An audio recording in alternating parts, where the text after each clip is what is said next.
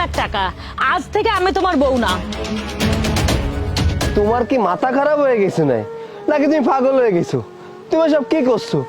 তুমি আমার 1,00,000 টাকা দিয়ে করছো যে আজকে তোমার আমি বউ কব না, তুমি আমার বউ না।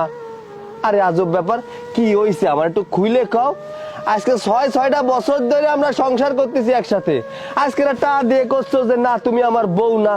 আচ্ছা এইসব কেন করছো আমার একটু কও দি। একবার নিজের দিকে তাকিয়ে দেখো, গত 6 মাস ধরে তুমি একই কাপড় পরছো, কোনো নতুন কাপড় তুমি কিনছো না। গ্রামের অশিক্ষিত লোকরা যে কাপড় চোপড় পরে থাকে, তুমিও সেম সেই কাপড় চোপড় পরে আছো।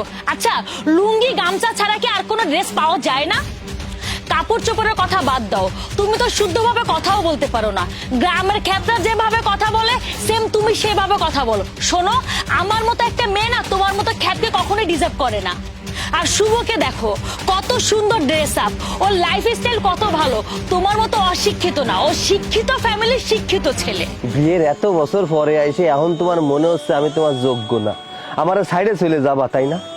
আচ্ছা সাইডেই যদি চলে যাবা তাহলে বিয়েরই লেখেন, আর বিয়ে যদি করিছো তাহলে বিয়ের পরে আমার সাইডে চলে যাইতে।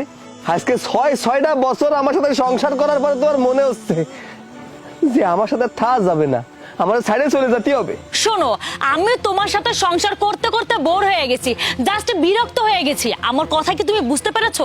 শোনো, বিয়ের 1 বছর পরে আমি তোমাকে ছেড়ে যেতাম যদি আমার পাশে ভালো একটা সঙ্গী পেতাম। এখন আমার সাথে সঙ্গী আছে যার সাথে আমি সারা জীবন কাটিয়ে দিতে পারবো।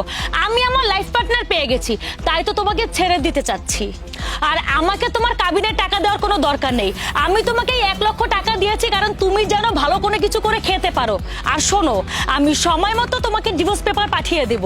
আচ্ছা, যেহেতু তুমি আমার সাথে সংসারই করবা না, তাহলে টাকা দিলে কেন আমারে? ওই যে বললাম, ভালো একটা কর্ম করে নিও। তাছাড়া আমি যদি তোমাকে বলতাম তুমি আমাকে ছেড়ে দাও, তুমি আমাকে কোনোদিনও ছাড়তে না, কারণ তোমার তো আমাকে কাবিনের টাকা দেওয়ার ক্ষমতাই নেই। তাই তো তোমাকে টাকাটা দিলাম। আমারে সাইডে যা যদি তোমার এত ইচ্ছে ছিল তাহলে সুন্দর করে আমারে কইতে যে দেখো তোমার সাথে আমার সংসার করা সম্ভব না, আমি তোমার সাথে থাকতে পারবো না। কষ্ট করে 6টা বছর আমার সাথে সংসার করেছো, আমি তো তোমার কষ্ট কোনোদিন চাইনি। এত কিছুর কোনো দরকার ছিল না, এই টাকা পয়সার কোনো দরকার ছিল না। আমার একটা আমার মনেতে খুলেই অত। আচ্ছা, আমি তোমার জন্য কি এরিনি কৌদি? তুমি যখন আমারে যা কইছো হয়তো তৎক্ষণাৎ আমি তোমার জন্য আইনে দিতে পারিনি, কিন্তু আইনে দেওয়ার চেষ্টা করেছি। তুমি আমারে কইছো বাড়ির কাজ করতেই পারবা না, আমি কাজের লোক রাহে দিছি। আমি বন্ধু বান্ধবের সাথে মিশতাম, তুমি আমারে কইছো বন্ধু বান্ধবের সাথে মিশা তোমার পছন্দ না।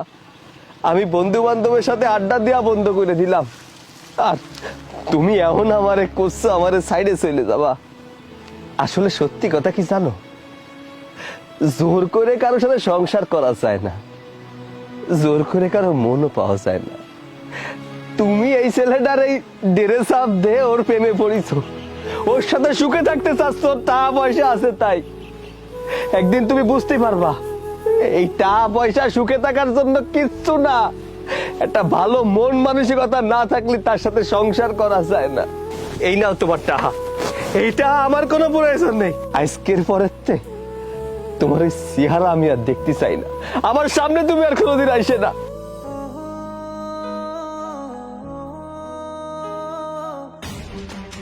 তুমি ভালোই করেছো ওকে ছেড়ে দিয়ে। দেখতে কেমন দেখা যায় গেও খ্যাত কোথাকার। আচ্ছা, তোমার মতো একটা স্মার্ট মেয়েকে শুধু আমার পাশেই মানায়, ওর মতো খ্যাতের পাশে মানায় না। আচ্ছা, আমি একটা জিনিস ঠিক বুঝতে পারলাম না, তুমি এতদিন এই খ্যাতটার সাথে কি করে সংসার করলে? আসলে ফ্যামিলি থেকে বিয়ে দিয়েছিল তো তাই। আচ্ছা যাই হোক, সব বাদ দাও, চলো। চলো।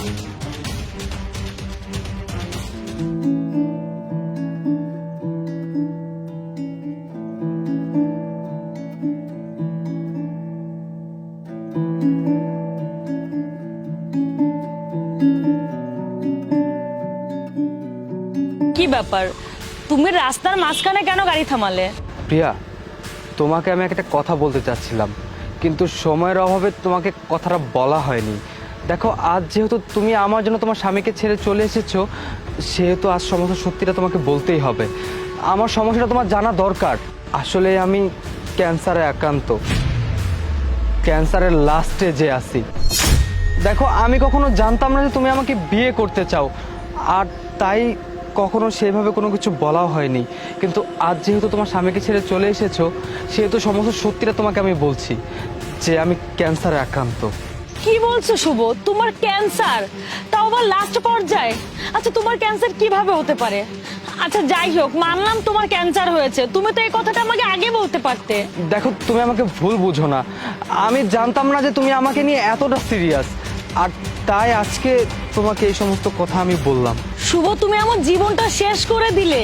আমি আমার স্বামীর সংসার সবকিছু ছেড়ে তোমার কাছে চলে এসেছি, আর তুমি এখন বলছো তোমার ক্যান্সার।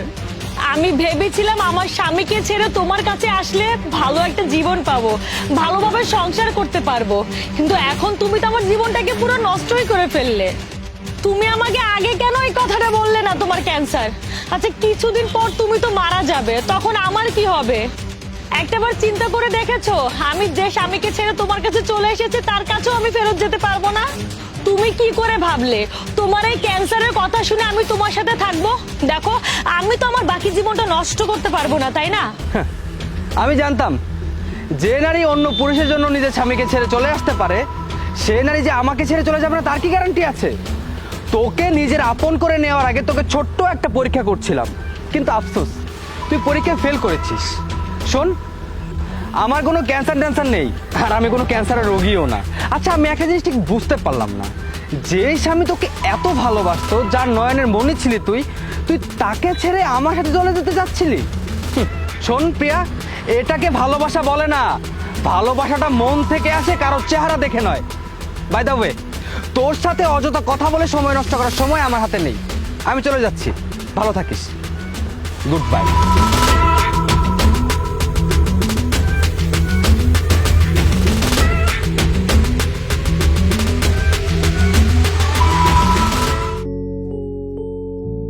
সৈকত,